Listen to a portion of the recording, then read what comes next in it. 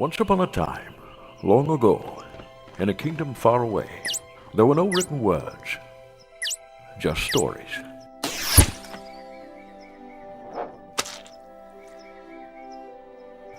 And everything important was taught through them.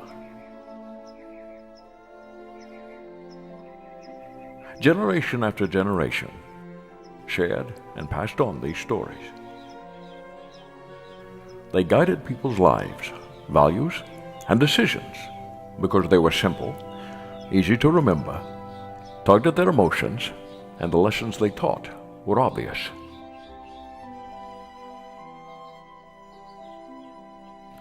It was a healthy and happy time for everyone, young and old, had good stories to grow and live by. One day, the written word came into being. The new king, Cognos I, decreed from his palace window, "Loyal subjects, I hereby decree, use your noggin in place of your heart and learn to read." They obeyed, and over time, sadly, they forgot the stories that had guided them for so long. Yet, delighted with their progress, and because he cared for their well-being, the king filled libraries full of books on how to lead healthy lives. But unfortunately, the people were left alone with this information and expected to decipher meaning on their own. Many tried to learn medical facts and the consequence of bad habits, but it didn't make much difference. Stuff just didn't stick like it used to.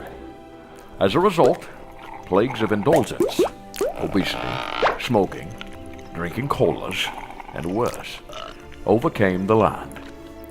The wise healers said, "Surely, sire, they'll listen to us." With that, they boldly set forth to print, publish, and preach the same facts over and over, insisting that people get it. But they too failed. Wearing white robes and telling people what they needed, no matter how unrelenting, wasn't the answer. Even their royal readiness for change models fell like a brick. The king, in desperation, issued an edict to use the new kingdom-wide web, and people flocked online to consume the new form of written word. They searched for information to improve their lives. Oh, they found it. Lots of it. But screens were wordy and poorly designed. They soon clicked off because it all wasn't very interesting and gave them a headache. People still did not follow instructions and would not break their unhealthy patterns. They had become information rich, yet wisdom poor, and getting more unhealthy every day. "Alas," said the king, "what shall become of us?" The sun was setting fast on these once proud people. "Aha," said the Temple of Health scholars, "we've got what they need to get healthy." The king's eyes twinkled. Convinced, he spent vast sums from his treasury on better charts, electronic health records, personalized medical information, super infographic dashboards, self-monitors that blinked, apps that dinged, and gadgets that zinged. But these too proved ineffective as cries were heard across the land. "Graphs?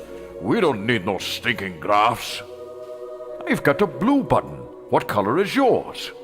Hey, I bet my doctor's data is bigger than your doctor's data. Is there an app for measuring my boredom? 'Cause I'm dying here." Perhaps cognitive stuff worked for the village of Geek and the family of King Cognos, but that was only 10%. As for the rest, well, they were so overloaded with info and options, and so overwhelmed with how complex things had become, they simply gave up. Resigned to fate, they slumped back on their couch, grabbed a pizza, and switched to watching Kingdom Idol. As they shared a smoke, they concluded that healthy and happy people must only live in fantasy shows, reality TV, and movies. But little did they know that a wizard was about to appear in the kingdom. The end.